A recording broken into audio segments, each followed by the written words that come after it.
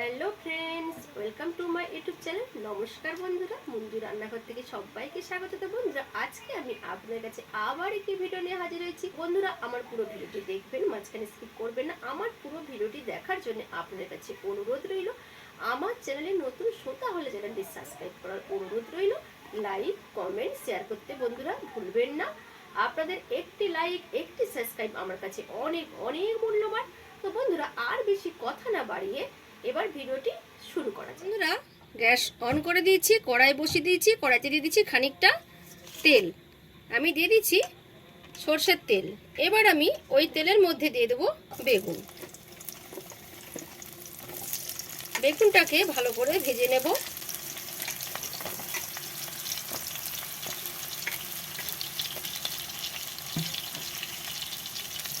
দিয়ে দিচ্ছি স্বাদ অনুযায়ী অল্প লবণ, আর দিয়ে দিলাম অল্প হলুদ।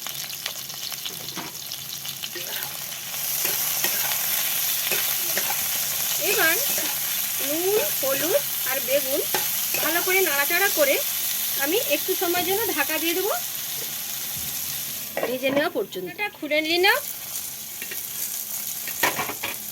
এবার বেগুনগুলোকে একটু নাড়িয়ে দিলাম। বেগুনগুলোকে লালচে লালচে করে ভেজে নেব, আর ঢাকা দেব না। এবার ভেজে নেব। বেগুনগুলো দেখুন খুব সুন্দরভাবে সেদ্ধ হয়ে গেছে, আর আমি ঢাকা দেব। ভাজাটা হয়ে গেছে বেগুনটা এবার আমি ঢেলে নিলাম। এই কড়াইয়ের মধ্যে দিয়ে দিলাম আরও খানিকটা সরষের তেল। এবার আমি দেব আলু। আপনারা কিন্তু আলু দিতেও পারেন, নাও দিতে পারেন। তো আমি দুটো আলুকে ছোট ছোট ডুমো ডুমো করে কেটে নিয়েছি। আলু দুটোকে আমি ভালো করে ভেজে নেব।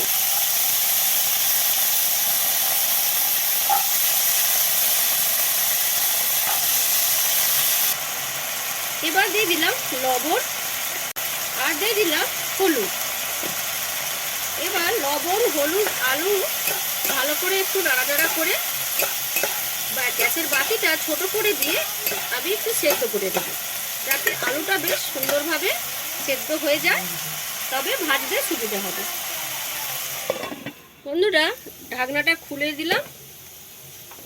এবার আলুটাকে একটু নাড়াচাড়া করে নেব, দিয়ে দেখে নিই আলুটা কতটা সেদ্ধ হয়েছে। আলুটা প্রায় সেদ্ধ হয়ে আসছে। আরও একটু সময়ের জন্য ঢাকা দিয়ে দেবো, ভালো করে সিদ্ধ হওয়ার জন্য। ঢাকনাটা বন্ধুরা খুলে নিলাম। দেখুন বেশ সুন্দর আলুগুলো কিন্তু সেদ্ধ হয়ে গেছে। আর একটু লাল লাল করে ভেজে নেব। ঢাকা দেব না, যেহেতু আলুগুলো সেদ্ধ হয়ে গেছে। গ্যাসের বাতিটা বাড়িয়ে আমি আরেকটু লাল করে ভেজে। বন্ধুরা দেখুন আলুটা লাল করে ভাজা হয়ে গেছে। এবার আমি আলুটা একটি পাত্রের মধ্যে ঢেলে নিচ্ছি। ওই একই কড়াইয়ের মধ্যে দিয়ে দিলাম আরও খানিকটা তেল, সরষের তেল।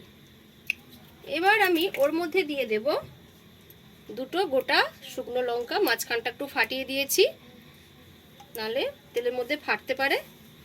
আর দিয়ে দিলাম হাফ চামচ মতো কালো জিরে।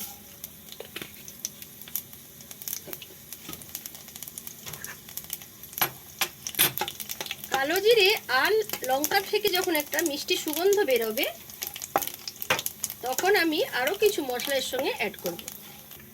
এবার আমি এর মধ্যে দিয়ে দেবো হাফ চামচ আদাকে আমি গ্রেট করে রেখেছিলাম, সেই আদাটা আমি দিয়ে দিলাম। আর দিয়ে দিলাম হাফ চামচ রসুনকে গ্রেট করে রেখেছিলাম, আমি রসুনটা দিয়ে দিলাম।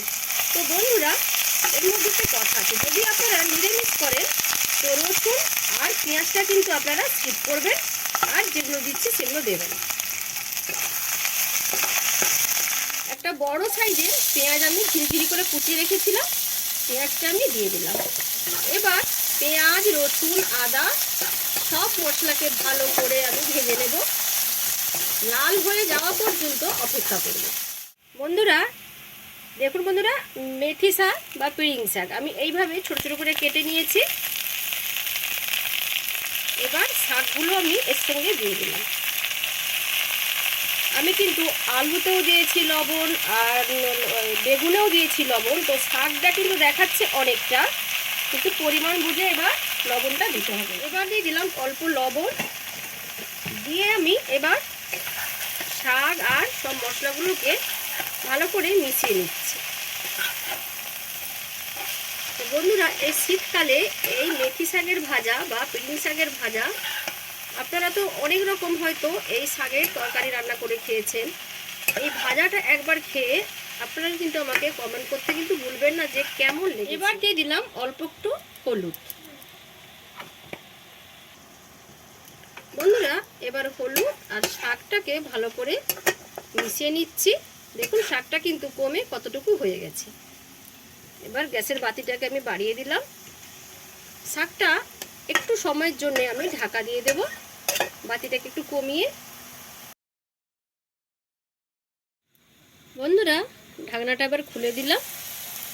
দেখুন শাকটা কিন্তু জোরে গিয়ে দেখুন একবারে অল্প হয়ে গেছে, আর শাকটা কিন্তু খুব সুন্দরভাবে ভাজাও হয়ে গেছে। আমি মাঝখানে 1 থেকে 2 বার ঢাকনাটা খুলে একটু নেড়ে দিয়েছিলাম। দেখুন খুব সুন্দর একটা গন্ধ বেরিয়েছে মেথি শাকে। এবার আমি এর সঙ্গে অ্যাড করব ভেজে রাখা আলু আর বেগুন।